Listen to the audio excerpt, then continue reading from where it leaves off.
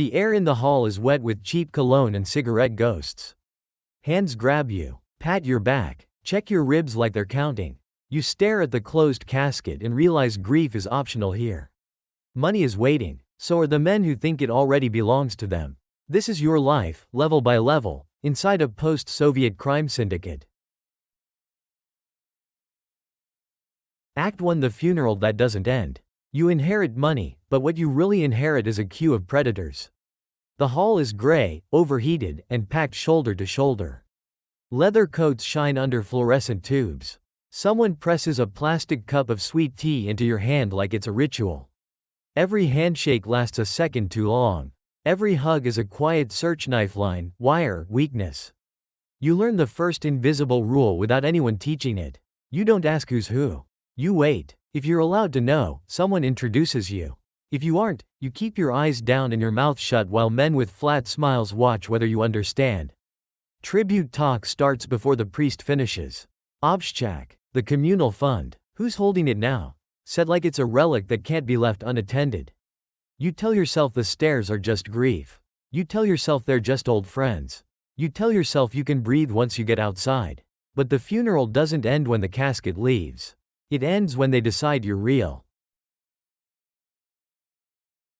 Act 2: The Obshchak ledger test. The bookkeeper smiles because he's holding your leash. Tonight, you're walked up a stairwell that smells of boiled cabbage and damp plaster. A steel door opens. Inside, a cramped room, a bare table, and a man who doesn't rise when you enter. The Drzatel Obshchaka sets down a thick ledger and 2 keys on a rag. He slides the ledger toward you like a doctor sliding an X-ray. He shows you the heart of it without making it look like a gift. Cash bricks wrapped in rubber bands. A few gold chains in a felt pouch. Passports in different names. Receipts for bribes, traffic police, licensing, a prosecutor's aide written in careful, boring handwriting that could bury you. Then he recites the rules. Lawyers, packages to prisons, rent for widows, emergency payouts when a man disappears. He asks what you want change, and his eyes stay soft while he measures your answer. You tell yourself you should sound decisive. You tell yourself you should sound fair. You tell yourself he can't hear your pulse. You're not holding the money. The money is holding you. Act 3: The Brigadiers' Banquet. They toast you like a king while measuring your coffin. The banquet is in a restaurant backroom with heavy curtains and a carpet that never fully dries. Bottles line up like soldiers. Vodka, Armenian brandy, something homemade in a plastic jug. Plates keep arriving: pickles, herring, sliced sausage, food that feels generous until you realize it's part of the invoice. They come one by one. Brigadiers, apt to write tea, each with a gift that isn't a gift. An envelope, a watch, a promise about your market stalls. They explain their brigades in neat terms: who collects from kiosks, who controls trucking routes, who keeps the Boyeviki insulated so names don't travel upward.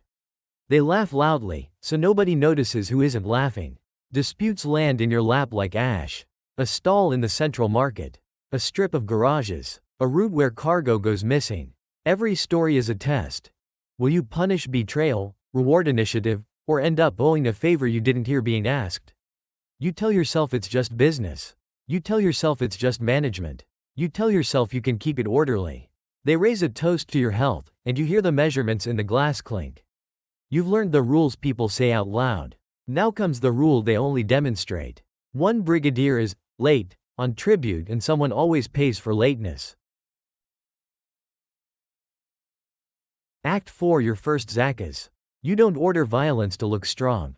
You order it because weakness gets invoiced. The call comes after midnight, when the city outside your window is all sodium streetlight and wet asphalt. A brigadier speaks like he's reporting a broken machine. Late tribute. Second warning. The man keeps slipping meetings, keeps forgetting the envelope. The words are ordinary. The meaning isn't. You meet in a garage behind a tire shop. Concrete floor. A space heater ticking. On the hood of a Lada. A printed photo. A name, 2 addresses, and a routine down to the bus stop time. The Boyevik with cracked knuckles explains options: scare, break, burn, disappear like he's listing tools. You watch your mouth in the cold air and realize silence is also a signature. You tell yourself it's enforcement. You tell yourself it's containment.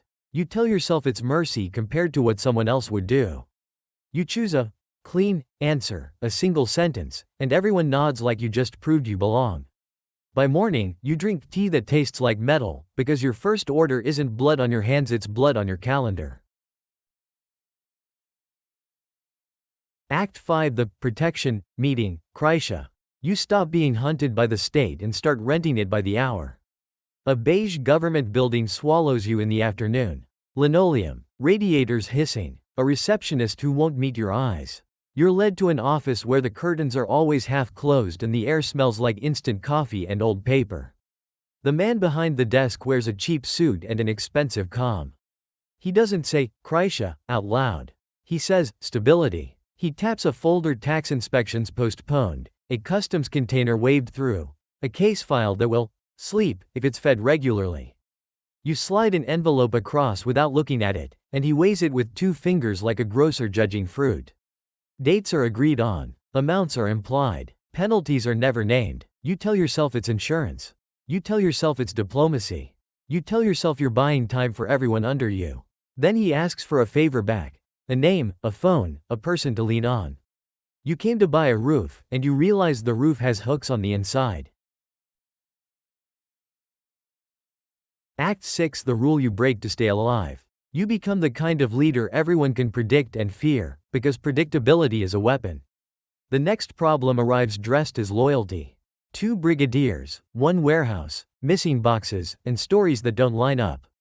They sit across from each other in a sauna lounge with towels around their waists, pretending the heat makes them honest. On the table, sunflower seeds, a pistol that nobody touches, and a ledger copy with numbers circled in red. The old rule says you listen longer than you speak. The new reality says listening is how you get boxed in. If you pick wrong, you inherit a war. If you stay neutral, you look weak. If you punish both, you risk losing both. You watch their eyes flick to the door, counting who's outside, and you understand the truth. They're not asking for justice. They're asking for a forecast. You tell yourself you can keep it fair. You tell yourself you can keep it clean. You tell yourself you can keep it separate from your sleep. You break the rule and make an example fast, public, undeniable. From then on, your calm isn't peace. It's a warning label. There's no rank here that gives you quiet. Each level just replaces fear with a different kind of math: who to pay, who to punish, who to spare, what to pretend you didn't hear.